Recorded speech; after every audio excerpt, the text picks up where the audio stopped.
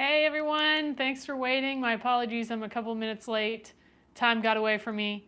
But we're here now and we're going to talk about kettlebell strength training for runners, south to west. I appreciate you being here and expressing your excitement. You said it's right up your alley. I assume you're a runner. I think you told us last time that you've run some marathons. So if you're here and you're a runner... Starting at $4.99, you can get one.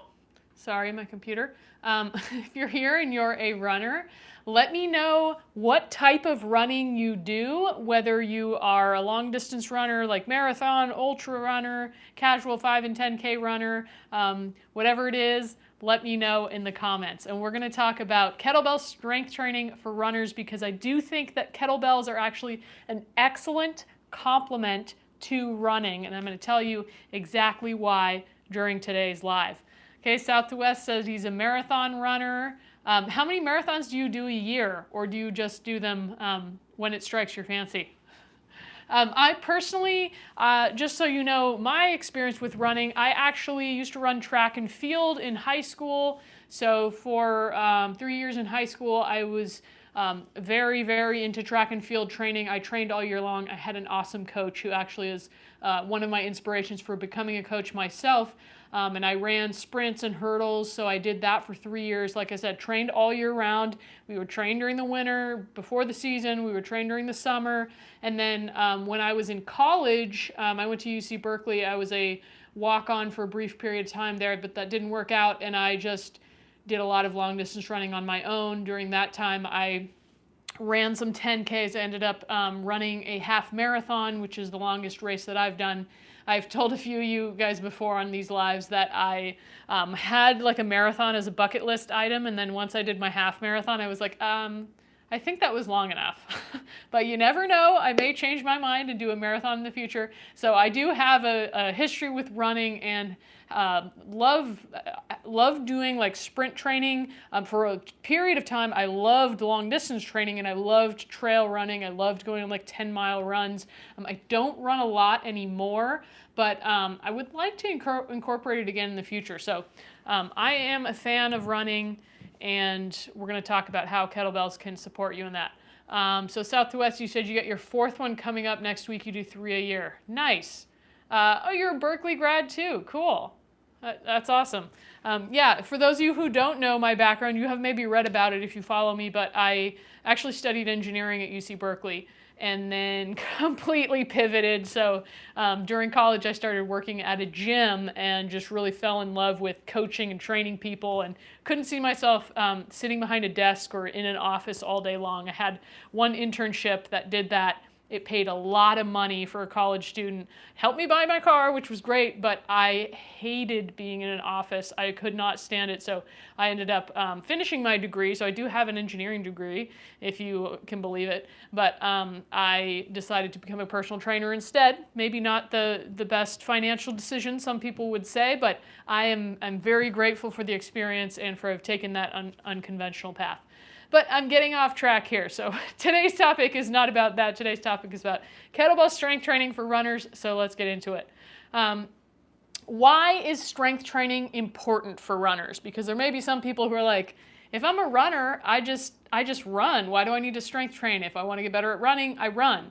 And to a certain degree, that's true. If you want to get better at running, you got to run. And strength training is important because running is high impact on the body, especially if you're running on pavement or any hard surfaces. It can really beat your body down if you're not prepared, if your body's not prepared to handle those forces and those physical demands of running.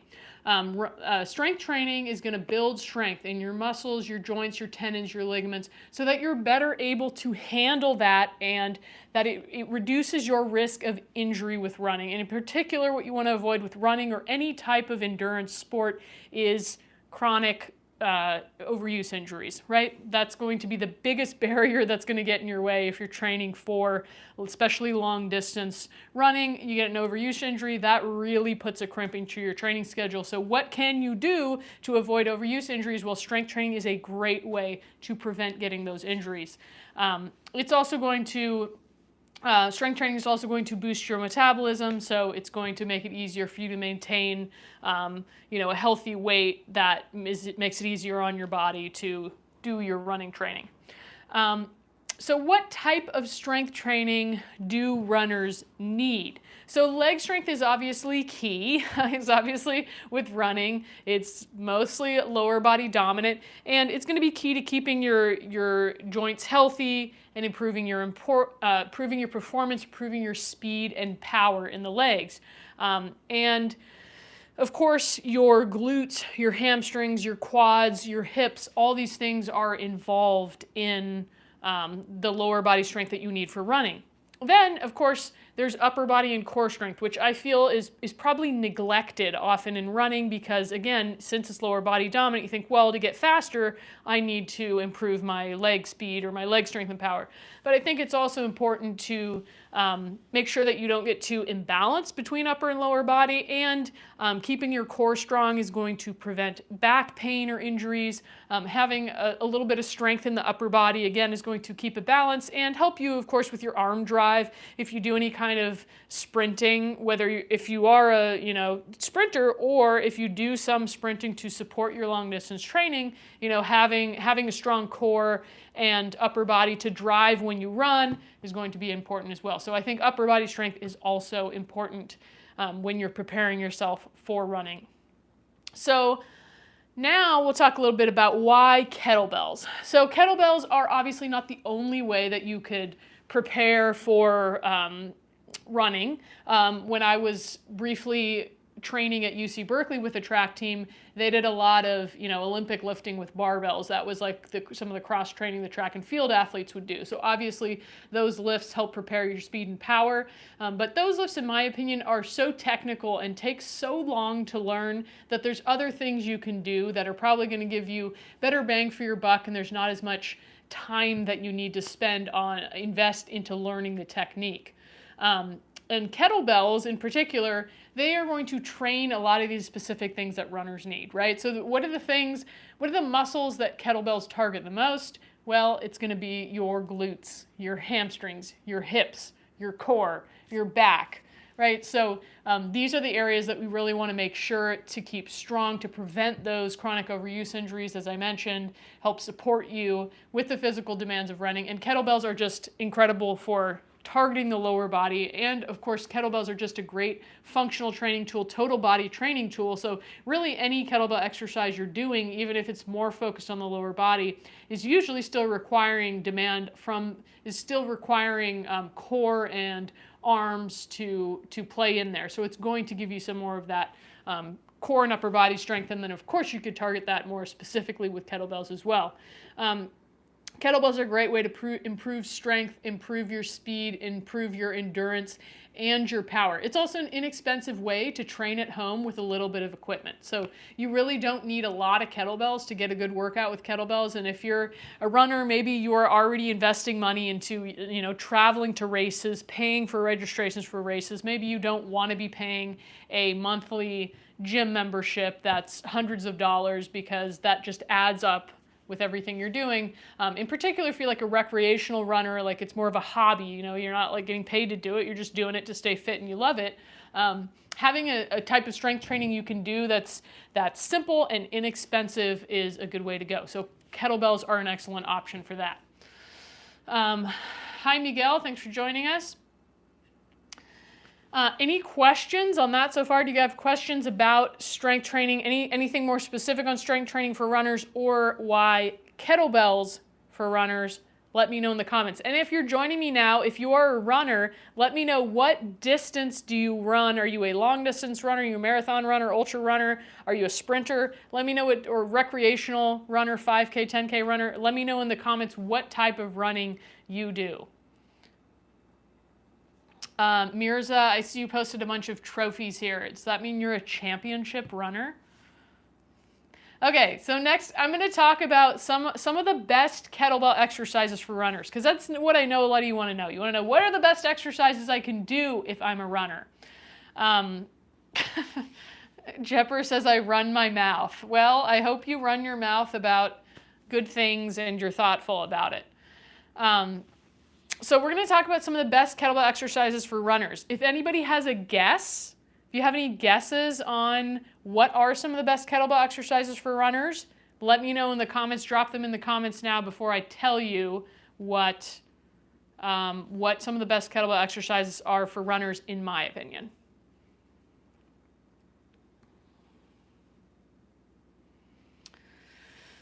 Hi, Ray. Thanks for joining from India. You said, how many times a week should I be training with kettlebells? You're into sprinting. How many days a week do you sprint? I would say you probably are good starting off with 1 to 2 days of kettlebell training, especially if you're already doing multiple days of sprint training per week. I would recommend starting with 1 or 2 days a week of kettlebell training. South to west, your guesses are squats and lunges maybe.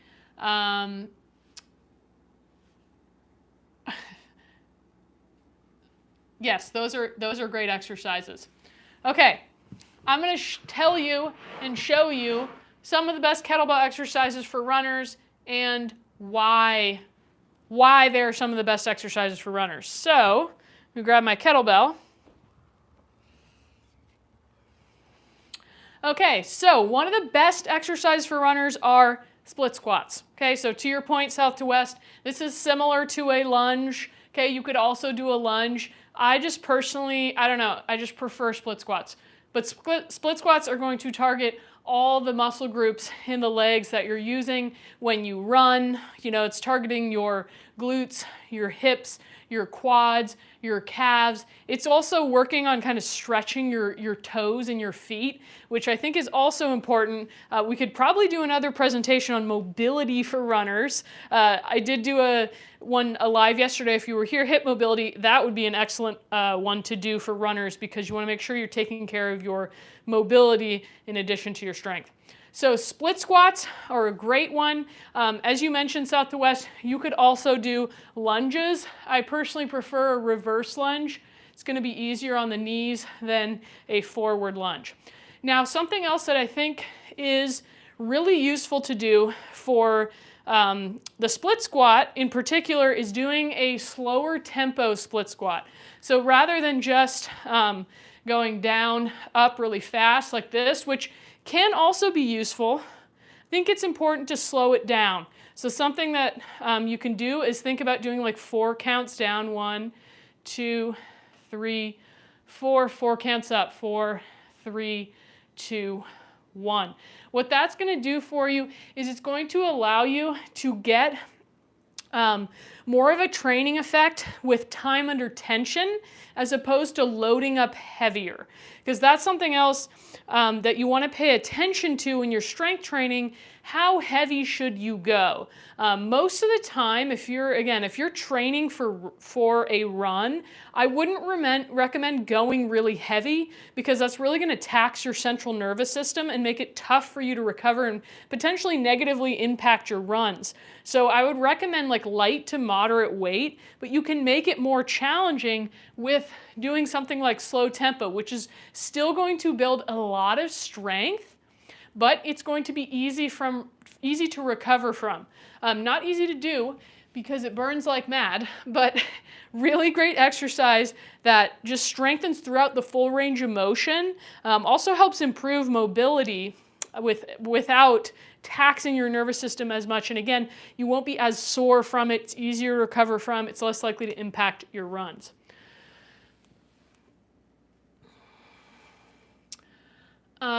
Yes, time under tension. Time under tension is key. Sorry, I gotta block some people here for just a moment. Okay, we're gonna move on to our next one. Kickstand deadlifts. Okay, this is another great one for runners. So kickstand deadlift, you also may know it as like a B stance deadlift, some people call it. So one leg will be forward, one leg will be back. You're focusing most of your weight on the front leg. Okay, and you're tapping down and coming back up. Okay, so this is another excellent exercise for runners. Why? Well, it really targets your glutes and your hamstrings. Okay, so it's just going to work a lot of the same muscles that you need for running. I do think a mix of tempos is great in your strength training because, like I mentioned, the slow tempo is an excellent way to increase that time under tension. Another way to challenge yourself with tempo is thinking about like slow down, like 4 counts down, 1 count up, 4 counts down, 1 count up. Again, challenge your muscles in a different way. You could also do the opposite, right? You could go 1 count down, 4 counts up. Arguably even harder. 1 count down, 4 count up. Again, another great way to challenge yourself. When we're doing the kickstand deadlift, we want to think about probably about 20 to 30% of your weight on the back leg, and then about 70 to 80% of the weight on the front leg. So you're really trying to just bias this leg is doing most of the work here. Okay, and so that's also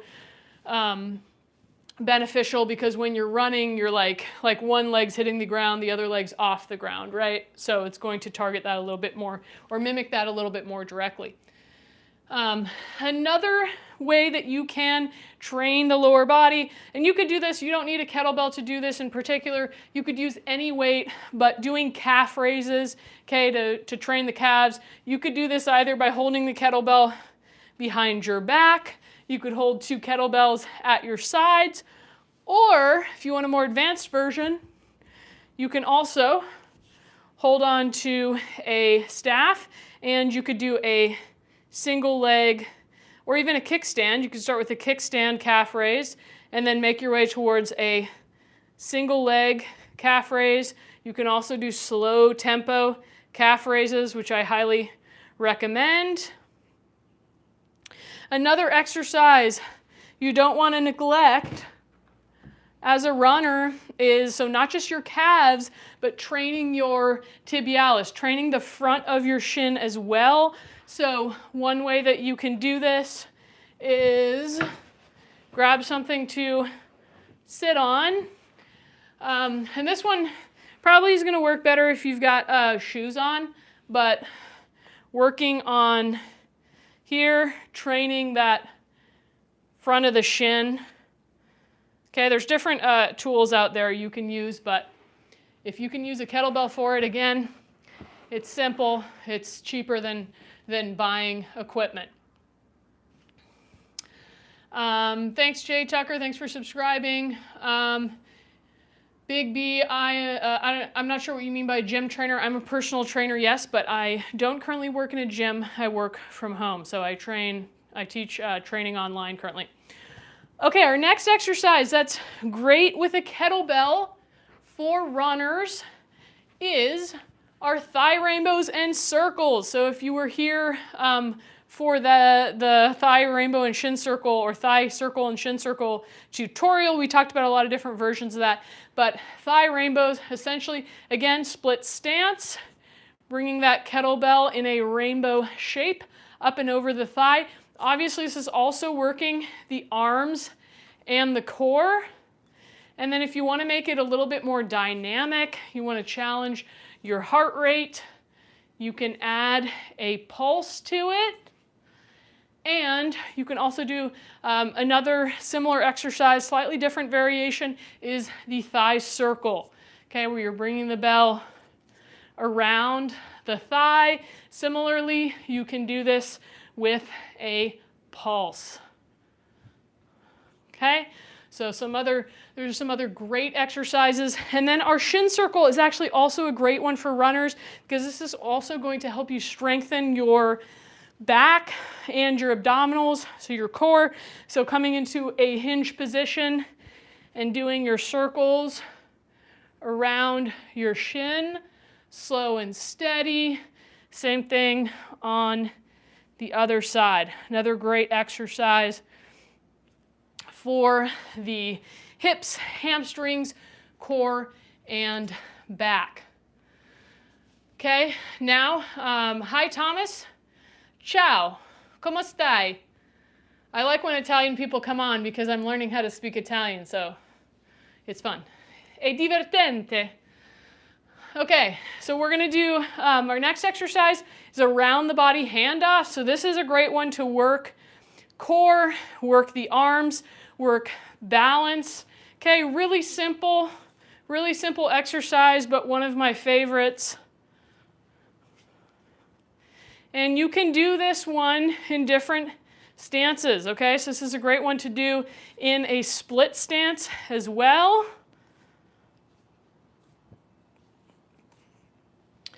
And next up, swings. Kettlebell swing. Who's heard of the kettlebell swing? So this is a great exercise, of course, for the glutes, the hamstrings, the back, the core, and it's great conditioning for your running as well. So swinging here.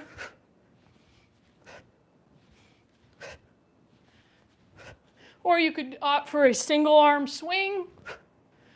That's a good one as well to challenge the upper body a little bit more. Okay, now some upper body exercises that I would recommend for runners. Thanks, grazie mille, Thomas. No, this is not CrossFit, this is kettlebell training. Okay, so next up, a couple of exercises for the upper body, okay? Two-hand press. This is one of my favorite ones. Okay, great for the shoulders, the triceps. If you want to make this exercise harder without going up in weight, simply go to a crush grip.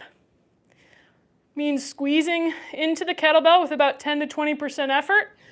And then pressing. You don't need to bring it directly over your head. It's actually going to be more challenging if you keep it out in front of you. Okay, so those are some great exercises. You can, of course, also do a single arm press, but this requires more mobility in the shoulders. So for most people, I would recommend just doing that two-arm press. A little bit easier on your flexibility. And we've got single arm rows. Okay, this is a great one to strengthen the back, especially your upper back and your lats. Okay, so something that runners probably neglect to train, which is going to help you with your keeping good posture when you're running. Okay, so there's a bent row. And then lastly, this is one of my favorite exercises. Kelly, I don't know if you're watching, but you're going to appreciate this one if you are. Okay, so shoulder rainbow. Okay, so for this one, you keep the belt out in front of your body, so there's about a 90-degree angle with my arm, and then I bring it over to the other side. Excellent exercise for your triceps, your shoulders, your lats, your obliques. It looks easy, but grab a kettlebell and try it.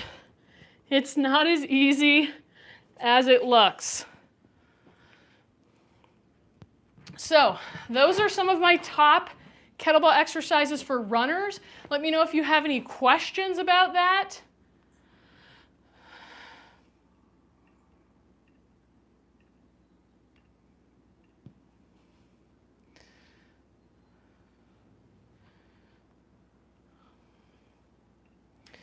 What was I going to say?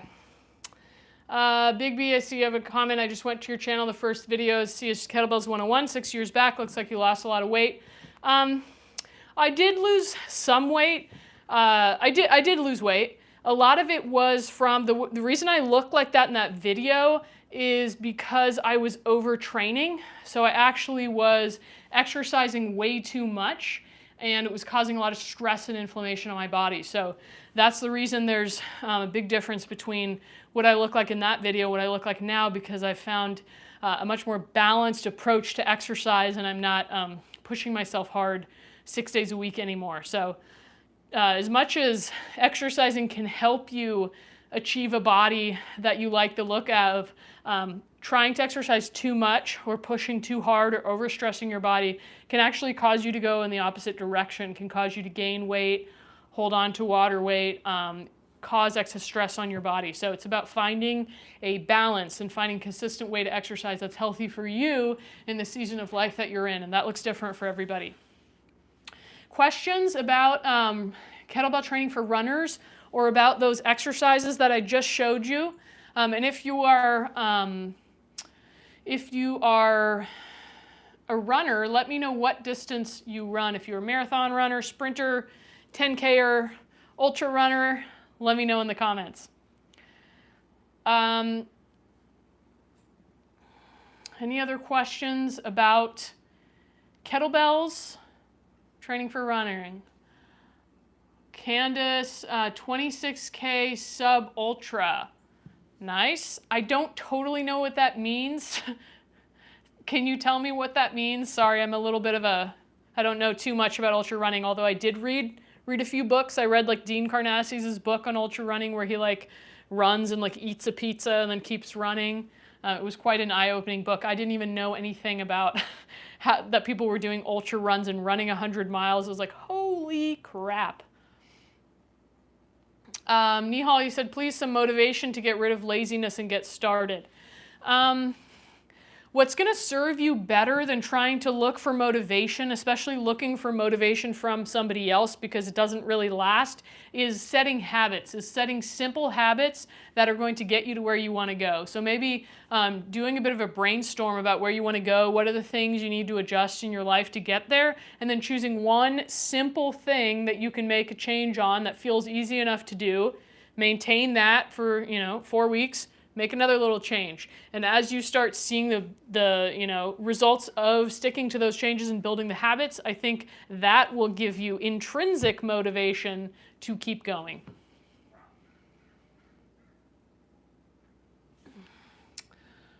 Big B said, I guess 50% diet, 30% exercise, 20% of rest is important for a healthy lifestyle. I mean, I don't know where the percentage, if those percentages, if you're just kind of throwing those out there, but I definitely agree that it's really important to have a healthy balance. And I think what that looks like is different for each person depending on their stress level and what's going on in their life and, what they've been through and stuff like that. Rose has a question here. Please share common mistakes beginners and any proficiency make during kettlebell training. This could be in terms of form, body placement, technique, etc. Hi from Ireland. Hi back to you in Ireland, Rose. Common mistakes beginners make with kettlebell training. I think some of the most common mistakes beginners make are, number one, increasing weight too quickly. So not spending enough time with a light kettlebell, just building proficiency with the movement, but more importantly, connecting with the body and understanding where you're starting from.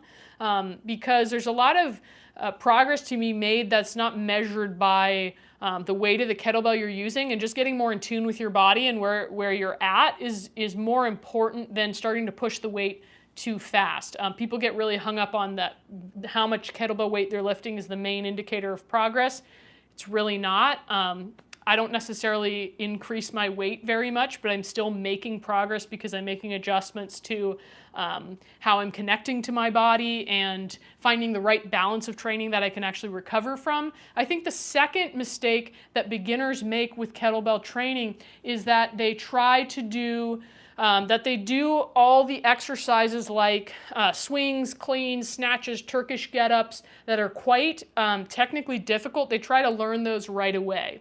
And I think that just leads to a lot of, at least a frustration, but it can also lead to injury, including overuse injury from trying to practice the exercise without having a base level of strength. This is a big part of the reason why kettlebell solo was created, which is the type of training that I teach through classes and programs in my membership, because this is a very foundational style of kettlebell training that everybody should do before they move on to any of that other advanced stuff. So people might tell you the swing is what you should start with. In my opinion, no.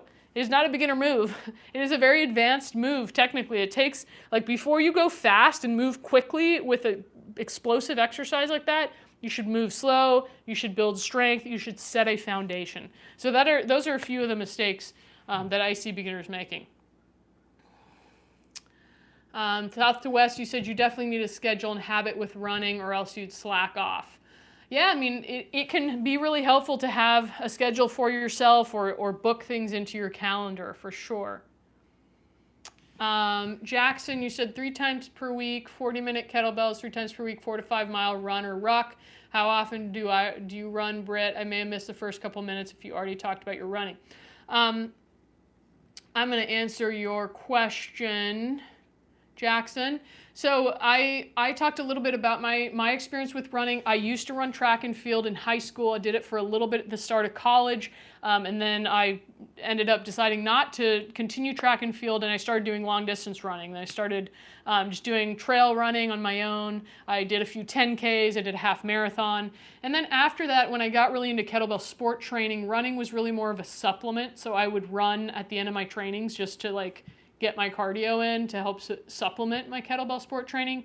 And then I haven't really been doing much running in recent years. So currently I don't really run except when like a wild hair strikes me and I decide to run. So occasionally I'll do some, sprints up the hill. But usually I don't because I'm not in the habit of running, so I'll just walk up the hill instead. So I don't currently really have a running practice, Jackson, but in the past I have. Big B said kettlebell training is becoming more common. I see that in many gyms and I'm in Dubai.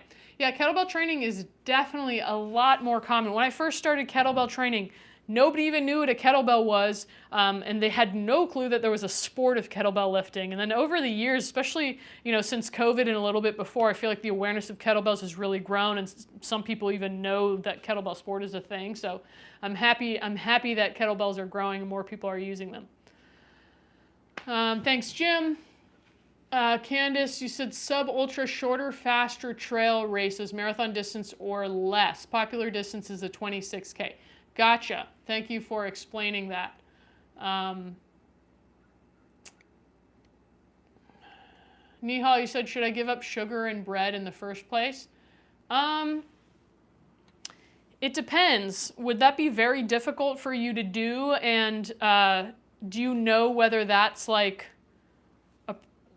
really the most important part that you need to adjust? I think, again, like maybe doing a brainstorm of where you want to go. And I'm not a huge fan of just completely eliminating food groups or like all sugar from your diet because it's kind of unrealistic.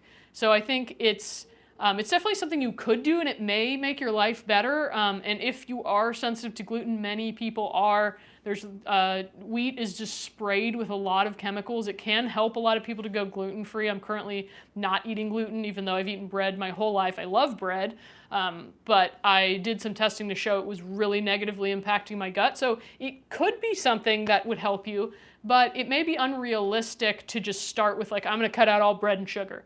I would maybe, if you're gonna adjust your diet, start with one step of like, okay, I'm going to reduce I'm going to start with just reducing how much sugar I have by, this much, by a small amount. And just make small changes because it's going to be more sustainable. EV Warrior says, my peeve are people that use all arms with the swings and also hovering the kettlebell too low below the knees, which puts unnecessary load onto their lower back. Yeah, so those are definitely some mistakes people make with kettlebell swings, like really using the arms to pull the bell up, or as you mentioned, having a lot of space between the body and the bell. Like if the bell is hanging down here, that's what I talked about this a little bit in one of my other lives. I call this space between the arms and the body the red zone, and you want to eliminate the red zone. If there's a lot of red zone here, if you imagine colored that in with a red marker, not good because you're hinging more from your back. So ideally you want to eliminate that red zone before you go into the backswing, and that's how you are going to better load your hips. Nihar, you said, what's your qualifications? I've been a coach and personal trainer since 2011. I initially had the CSCS from NSCA. I'm not current in that anymore. I'm an IKO master coach. I'm world champion in kettlebell sport, 7-time master of sport in kettlebell, and have been training people since 2011. So those are my qualifications. Rose asked, could you share with us your favorite forms of cardio? How often do you incorporate medium to intense cardio in your day-to-day weekly workouts? So currently my favorite forms of cardio have kind of changed over the years. My current favorite forms of cardio are walking and occasional cycling. So I don't really do a ton of cardio. Mainly because I have done a lot of overtraining. Part of my healing journey and process is not doing as much exercise, slowing down and dialing back on the exercise I do. And so I strength train, I do my handstand training once a week, and I walk most days, but not every day. And the walking is just leisurely. I don't really do a lot of intense cardio. So currently that's not what I'm doing.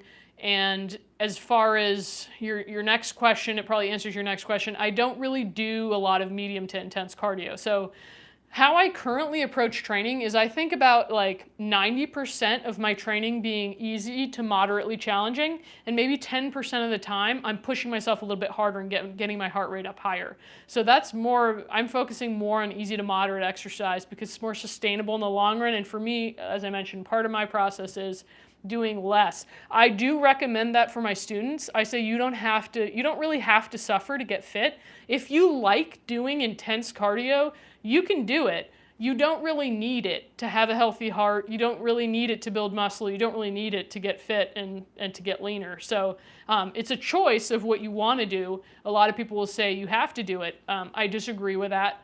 And then you got to take that with a grain of salt and experiment and make your own decisions on it.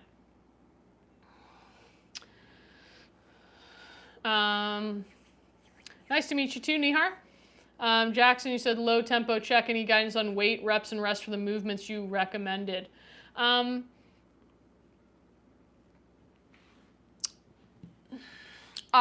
would say guidance on that. You could check out. I would say you could do between 5 to 10 reps. The weight, if the exercises are new to you, you don't need a lot of weight. So I would say with some of those exercises, if you've never done them, you could start with between 5 to 15 pounds, and then you could, progress over time. But again, you don't really want to progress linearly, so you kind of want to have a bit of an undulation. It's probably related to like what's the intensity of your running. You would want like if you're training for a race, obviously the closer you get to the race, the more you want to kind of scale back the weight and the intensity of the other training that you're doing, and you want to just focus on your running. So probably you want to have either a heavier or more intensive strength training would be very early on in your training or before you start training for a race. You kind of set a base and then you kind of maintain it and taper it off as you move closer to your race. As far as if you want to see some examples of sets and reps, I would say check out the Kettlebell Solo YouTube channel, because you can see classes there where I incorporate all those exercises, and you'll see exactly how I do it as far as like reps and sets and all that. Hi, Hyphen. Thanks for joining from Libya. You're welcome, Rose.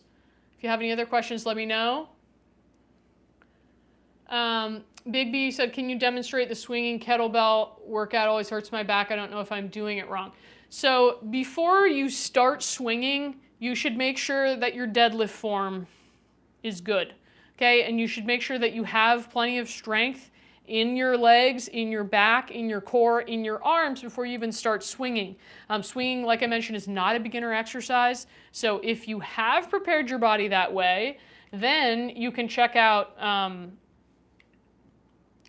my swing tutorial. So I did this, I don't know, maybe a couple weeks ago. I'm gonna just post the link here, Big B, and you can take a look at that swing tutorial, because I'm not gonna go over a full swing tutorial right now because it'll just take too long, because there's a lot of things to it. But I did go over all of that in this other live. Who knows, we may do it again on a future live, but I'm gonna just post that here so you can check that out there. P.S. You said, how can I lose fat while gaining some muscle? What I would recommend, P.S., if you're trying to gain muscle and lose fat, is strength train, track your food. Track your food without changing it for a few weeks. Take a look at what you're doing. Make some small adjustments. Set that habit. Reassess. Make some more adjustments. Jim, you said, are bodyweight squats productive? Well, it depends on who you ask and their definition of productivity. But I think bodyweight squats can absolutely be productive. It depends on your goal. But I think I'm for like all forms of exercise are good as long as they're not hurting you, as long as they feel good in your body and you enjoy doing them. Body weight training can absolutely be effective. People have this idea that your exercise always needs to be difficult or you always need to progress it. That's not how it works. You need to have some undulation. So it can be good to do, training with weights, and then it can be good to do a, body weight, and whether that's alternating days or whether you do a strength training block with weights and then you do a block with body weight, because there's different ways, different things that you can learn about your body by just doing body weight training. So absolutely, I would say that body weight squats and body weight exercises are, in my opinion, productive. EP Fit, you said, what kept you personal training for over 10 plus years? Have you ever lost steam or passion for training clients? That's an interesting question. Don't get that one every day. Thanks for asking that. Well, it definitely started, when I started, I felt so passionate about training because it was also in contrast to something I mentioned before. Like, I studied engineering at UC Berkeley, so very intense academic background, and then I got like an internship where I was in an office all day. I was getting paid a lot of money for being a college intern, and I hated it because I just hated being in an office all day long and just sitting in there and just, not seeing the sun and not having my time to myself. So I was just like, I can't do this. And when I had a part-time job at a gym that I absolutely love. So I went into being a personal trainer just full on like passion. I learned about kettlebells. I was super passionate about it. I definitely have lost steam at different times also because of overtraining. Training people can be draining at times, especially a lot of one-on-one. I think in part it's actually been helpful to take during the pandemic. I had to go online because all the gyms I was working at shut down, and since then I haven't worked in a gym again. I've been doing online stuff, which has actually been helpful because in some ways it's less intensive than working in a gym. There's a little bit less of a grind of like getting clients and showing up there every day and having to build your, rapport with people. But I think I maintain the passion because working with people directly and helping them change their life in a better way, helping them improve their health, which in my opinion is the most important thing we have, is our health and our body. So I continue to feel passionate about it because I think it aligns with my core values that, like, for myself, my health is super, super important. It matters more to me than money. It matters more to me than, prestige or other things. So helping other people to see that and helping them to see the improvements in their health and how that helps their life, I still feel very passionate about that. How about you? Are you a personal trainer as well?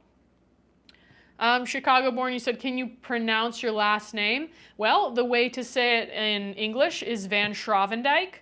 The way to say it in Dutch is Van Schravendijk. A little harder because you gotta Van Schravendijk. Feel free to try it if you want. Rose, you said, in your opinion, who are some reliable, well-informed YouTubers who specialize in kettlebell training that I can follow for people like myself who are serious about learning the sport? So Rose, are you talking about kettlebell sport training specifically for competitions? Hi, Chanel, thanks for joining. Thanks, Chicago born, appreciate it. South to West, yeah, now you engineer bodies. My dad likes to say that I'm still using my engineering skills because engineering is just about solving problems. And well, when you're an entrepreneur, you definitely have a lot of problems to solve. Usually so many problems you can never fathom how to solve them all, but You're welcome, Big B. Thank you for joining. I appreciate it. See you again. Feel free to join again on another live. Charles, hi Charles, are you an engineer? Your comment makes me think you're an engineer. Rose, you said yes for competitions. So for the main person, one of the people I would highly recommend following is Denis Vasiliev. So Denis is, he was one of my coaches for a while. I think he has a YouTube channel, but he is like a Russian, very high level. And yes, he does have a YouTube channel, so I'm going to share it with you. And he speaks English well, which there are many of the Russian kettlebell sport coaches that don't speak English well, so a lot of things get lost in translation. But Dennis speaks English well, and he's very generous with his knowledge, so I would absolutely recommend following Dennis. I just dropped his YouTube there if you're interested in learning kettlebell sport. I'm trying to think if there's anybody else that's on YouTube, like specifically for kettlebell sport. Let's see. I'm checking to see if this person is on YouTube. I don't think so. That's the main one I can think of at this moment, but I'll see if I can think of anybody else. Charles, you said, yes, you're a computer nerd. Nice. Chicago born, you said, I'm about to order my first kettlebell. Do you recommend a certain weight to start with intermediate level fitness? Yes, I recommend between a 5 to 15 pound kettlebell to start with. And I would highly recommend starting with my 7-day kettlebell Jumpstart, which is best done with, as I mentioned, a 5 to 15 pound kettlebell. That would be the best way to get started with your kettlebell training. As far as what brand kettlebell to get, I prefer competition kettlebells, which look like this, as opposed to cast iron, which looks like this. One of the reasons being, if you get a very light kettlebell, it will be tiny, and the handle will be small, versus if you get this, these two are the same weight. But this one, the handle is bigger, and so it makes it easier for more exercises. So I would recommend a competition kettlebell. They are more expensive though, so it depends on your budget. EV Warrior said, curious on your take on lateral swings, like hand-to-hand side swings. I'm not a fan of it myself unless you're really careful. I find it puts more load on the lower back. I assume are you talking about like this? Is this the lateral swing you're talking about?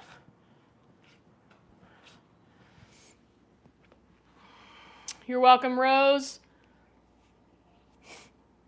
Well, Jim, you said, Jim just said, I got to be honest with myself. I don't think I can get fit like you. You don't need to get fit like me. You need to get fit like you. And also, I've been training since I was 14. I've been doing strength training for many years, for almost 20 years. So it's a cumulative effect. And you don't need to be fit tomorrow. You just need to take steps to keep yourself healthy. That's what's most important.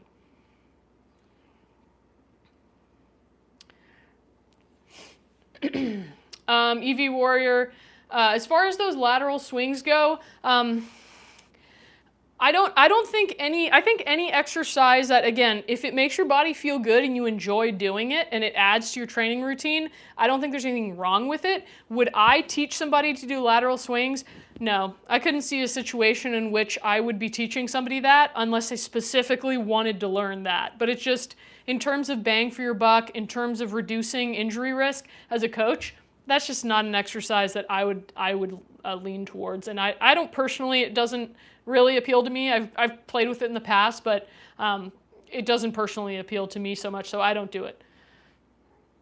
Sheniel, you ask about Mark Wildman. People talk about him a lot. I think we maybe have overlapping audiences. I honestly don't really know much about him, his background, and haven't watched a lot of his videos. So people say they really like it, but I wouldn't recommend it because I don't know. I would have to spend time looking at it and understanding his background to have a good idea of whether I would recommend that. I only recommend things that I really like 100% stand behind, which is why Dennis is the one came to mind, because I've worked with him as a coach and I know his character, and so I can really stand behind that recommendation. Chicago born, the brand is not called Competition. Sorry, I may have said that in a misleading way. I said brand. I was talking about type. And then as far as brand goes, there are a lot of different brands out there, especially for the cast iron type of kettlebells. For competition kettlebells, there's less, but some of the brands that I recommend to people are Bells of Steel, Vulcan, Pro Kettlebell. Those are a lot more expensive, but they're made in the USA. Kettlebells USA, Titan Fitness, Kettlebell Kings, those are all brands that sell competition kettlebells, and in particular, Bells of Steel, Kettlebell Kings, and Pro Kettlebell sell some like lighter ones that are in that range of 5 to 15 pounds, but the bigger size, which are much more useful for different exercises. Rose's question here, for people who are conscious about correct form and correct methodology and technique, what are some ways we can assess these parameters in kettlebell training to ensure progress in the right direction? As far as Rose, I assume you're talking about kettlebell sport specifically, because that's what you asked me about.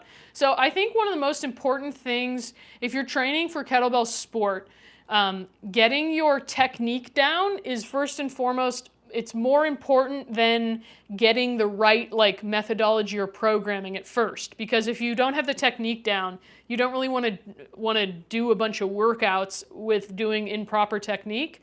So working on your technique with light weight, and then maybe if you want to supplement that with doing some more rigorous strength training, you could just do basic exercise to maintain your strength, squats, deadlifts, presses, things like that, while you're learning the technique.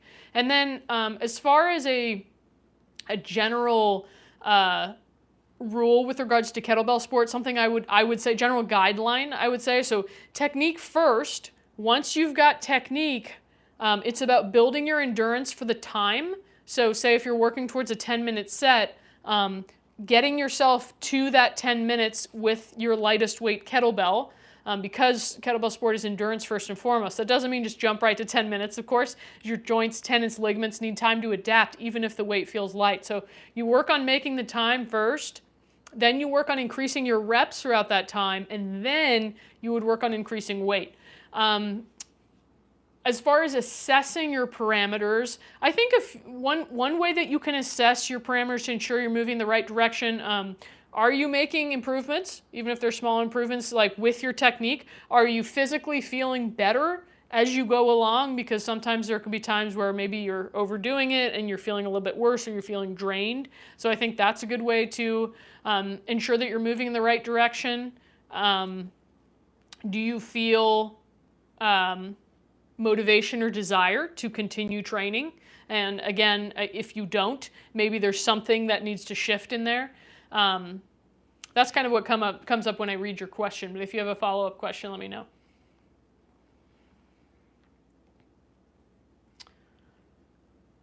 Oh, okay, yeah. EV Warrior, I think you're talking about, are you still talking about the lateral swing?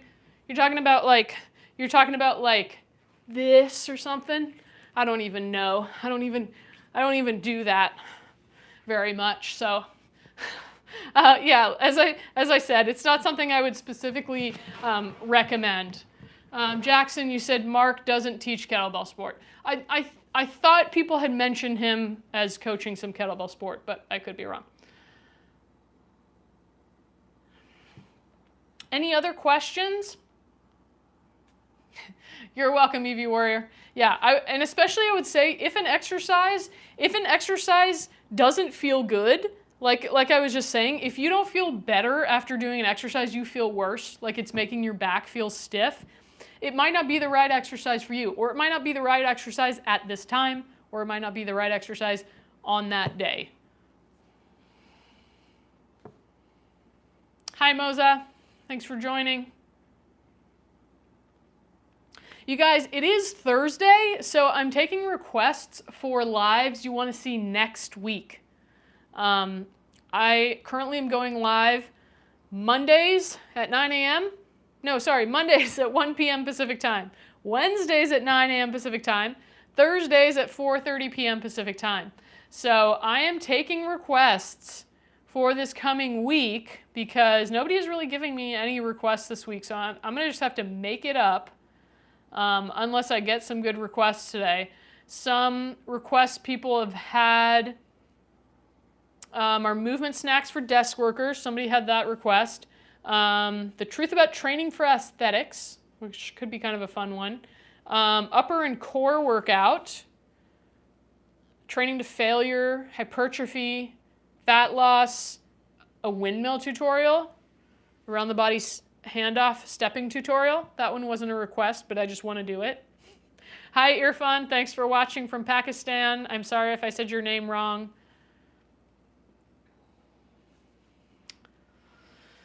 So no requests. Okay, that's a good one. South to west. Stretching and post-workout cool-down techniques. That's definitely a good one. We could definitely go over that. I've got some post-workout stretches I really enjoy doing. Any other tutorial requests that you guys have for kettlebell exercises? Chicago-born, no, I do not offer meal planning. I'm not a registered dietitian or anything, so it's not really within my scope to recommend meal planning. I just share based on my own experience. Okay, EV Warriors of kettlebell cleans. I did actually do kettlebell cleans already. It's not to say we can't do them again at some point, but if you look at my lives, I did that just, I think it was just last week, on like how to have a pain-free kettlebell clean. Shoulder strengthening exercises, warm-up routine. Those are good ones. Look at you guys coming up with all kinds of suggestions. That's awesome. I love it. You're welcome, EV Warrior. I was trying to like find the link here, but I'm having a hard time multitasking. Let's see. Yeah, I've got the pain-free kettlebell clean tutorial because a lot of people, there it is, that link there that I just dropped. That's the pain-free kettlebell clean tutorial. So check that out. If you need help on your kettlebell clean, you don't want to miss that one. Rose, you said, weird question, do you speak Dutch? If so, do you know if there are any similarities in the languages between Dutch and German? Yes. Ja, ik spreek Nederlands. Er zijn veel woorden in Duits en in Nederlands die klinken hetzelfde, maar ze hebben een andere mening. So what I just said was there's a lot of words that are similar in German and Dutch. Like they sound the same. They sound the same, but they have different meanings. So there's some words that sound the same and they mean the same thing, and then there's some that they mean something totally different. So I did take like a Dutch course when I was in college, and there was some German majors in there, and that was something that they had said that there was certain things that were really confusing because the word sounded like a word in German but had a completely different meaning.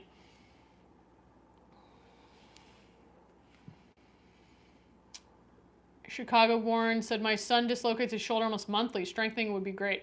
Yeah, he may, unfortunately, that's like if you dislocate something, it can, the ligaments can get kind of lax, but it can be really helpful to improve with isometrics and strengthening within the joint. Jackson, you said kettlebell routines for downhill skiers. Are you a downhill skier? I do love skiing. Kettlebell for downhill skiers. Wow, I'm sorry to hear that, Chicago-born. Yeah, he definitely could, I'm sure he could benefit from strengthening his shoulder and doing some isometric and gentle isometric and strengthening techniques. I honestly think for downhill skiing, a lot of stuff we went over today, especially the leg exercises, would be really helpful for downhill skiing. Then, of course, wall squats. Wall squats are the best. Love wall squats. Great for building up your quad strength for skiing. Any other questions or suggestions for lives next week? We've got a cat cameo. He is being cute. Come here. Real cute.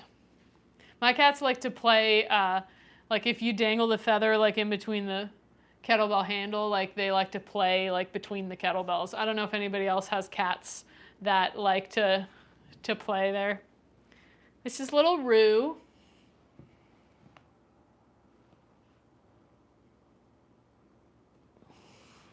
He's real cuddly and sweet.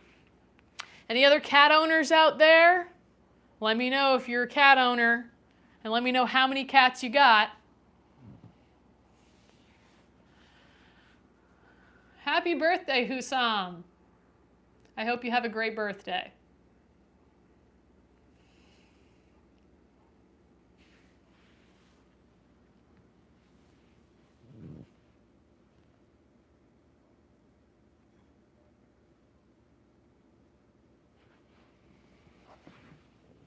You want to say hi?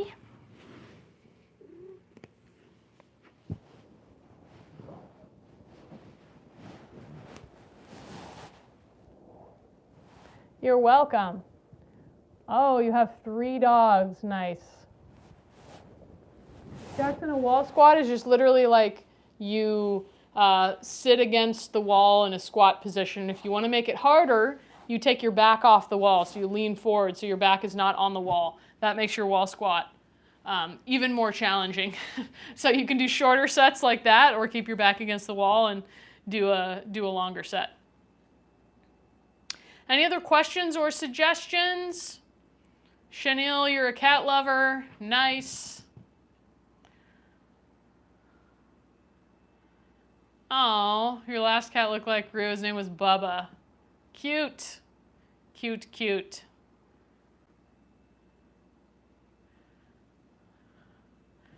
Give you advice to have a good year.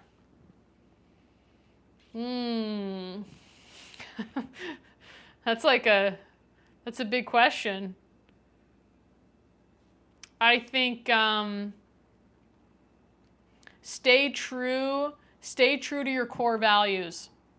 I think that's one of the key things to feeling good about yourself and feeling confident in your decisions.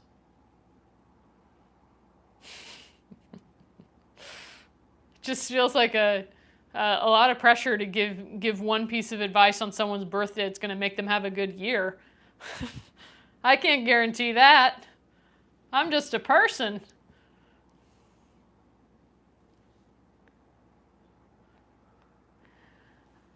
All right, any other last questions?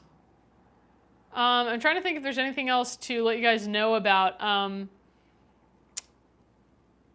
We are going to be doing a big Black Friday, Cyber Monday sale at the end of November for Kettlebell Solo, for my KB Fit Britt programs. For Kettlebell Solo, we have membership, but we also have programs you can purchase. So I'm going to be talking about, like, in, I guess it's like a little less than a week and a half, we're going to drop like a link to join our wait list. You should absolutely join it if you're interested at all in kettlebell training and getting started with kettlebells. We're going to offer our best deal of the year. Probably will never offer such a big discount again, so stay tuned for that. You're welcome, Husam. Hi, Andy. Hi, Hector. All right, you guys, I'm going to log off. Thank you for joining me today. If you have any other questions, you can drop them on my videos, and I will see you next week, Monday at 1 p.m. Pacific time.